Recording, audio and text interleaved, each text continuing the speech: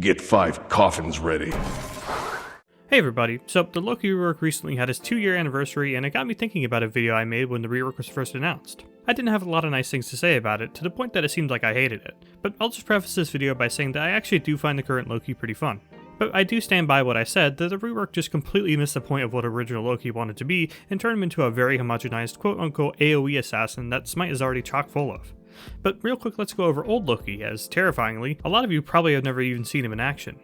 Along the way, I'll be telling you what's changed when compared to the new Loki, so as I'm sure you can guess, I'll be skimming over the finer details. So first off, passive. This is pretty much the same. Hit someone in the back and you deal more damage. Although on the new Loki, you can proc this off of some of his abilities. The invis is where my favorite changes lie. On old Loki, the invis was instant and granted him damage mitigation, and for a while there he was slow immune too. Then once you basic attack someone, you get revealed and deal dot damage to whoever you hit with the basic attack. Now the invis is the same idea but a bit different. So now every time Loki takes damage in his stealth, he's revealed to everyone for a brief moment, and he also no longer gets damage mitigation. You see, this is the sort of change I was hoping for on all of his abilities.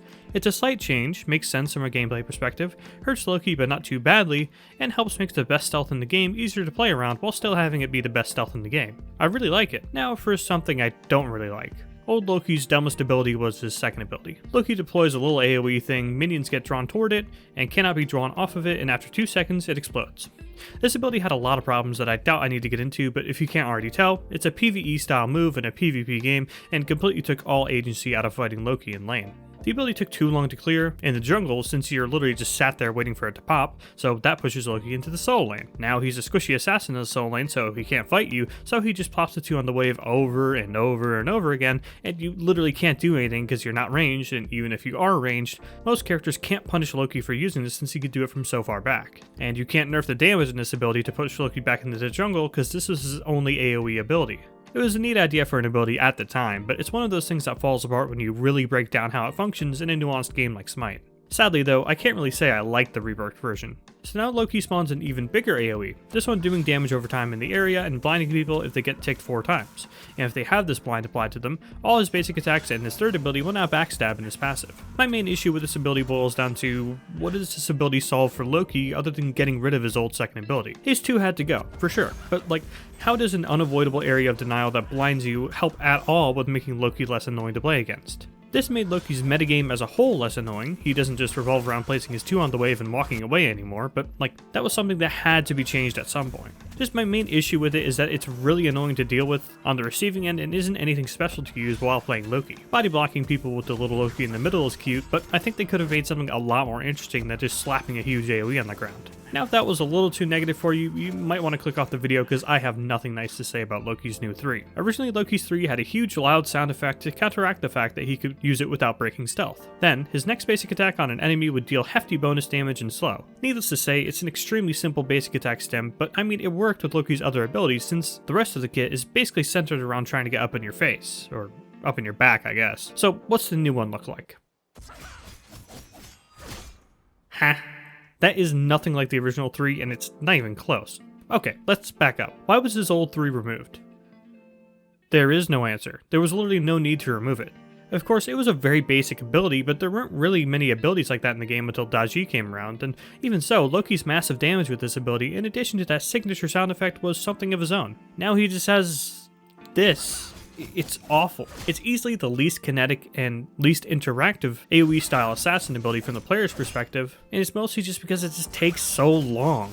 At first I didn't like the change to Thor's 3, but I've kind of come around to it and accepted the fact that before he was really just kind of pressing 3 and holding W with no room to jazz up the ability. And then they just go ahead and put this tech demo 1 button and watch the animation ability in the game. Like, did you guys not learn anything? The camera movement was a nice touch and all, but it's like someone who's never even heard of Smite was tasked with slowing down Loki's damage and they just came up with this without even looking at any of the other assassins in the game. Being able to backstab with it is neat too, but clearly as a balancing measure, they made the base damage woeful as a result. And it's just so frustrating when it feels like they didn't even look at any of the other assassins and tried to normalize this ability to try and match that speed. They just completely changed Loki from an instant burst god to a sustained damage god with this one change. And it's not even good sustained damage at that. And hey, even if you like the current 3, it's still objectively stupid that they took one of the quickest burst assassin abilities in the game and then removed that in favor for one of the slowest assassin abilities in the game. This was worsened by the damage on launch of this rework being hilariously bad, to the point that people were saying, oh, just use it as a basic attack cancel bro, Loki's better now. That last last part of the sentence will be something we'll touch on later, but for now, to sum up, this ability was a really bad decision and to me, spoiled Loki.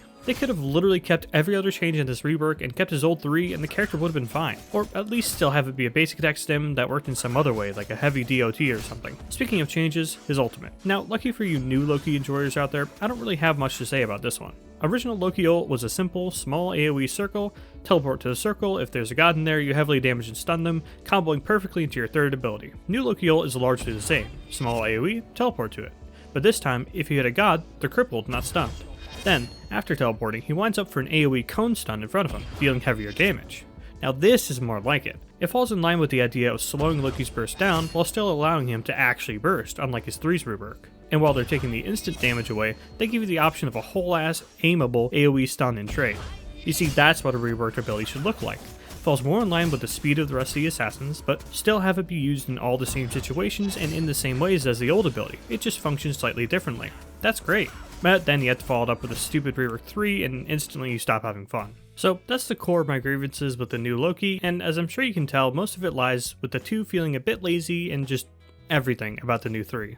I don't hate new Loki, but the biggest issue by a country mile is this right here. Loki changed a lot and he is still so annoying to play against.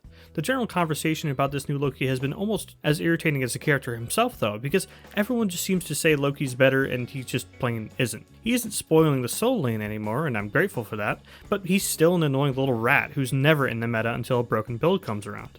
I also found it hilarious how few people were talking about the rework when that stupid Soul Eater breastplate build was around for Loki, or for instance the first time Loki really became meta was with that ridiculous Glad Shield Bruiser build. To me, the Loki rework has just always felt like a show for those who subscribe to the, even at the time, dated notion that Loki was this big problem character when really much less drastic measures needed to be taken to normalize him. So for me, all I would have done is keep the first ability and ult changes from the rework, have his 2 only attract and do bonus damage to jungle monsters, and that's it really. Or even keep the rework 2 if you really like it, just anything other than the current 3. But that's just my take on the current Loki. What do you guys think? Do you like new Loki? Hate him? What would you have changed about the old Loki? That's all I have for now. Thanks for watching.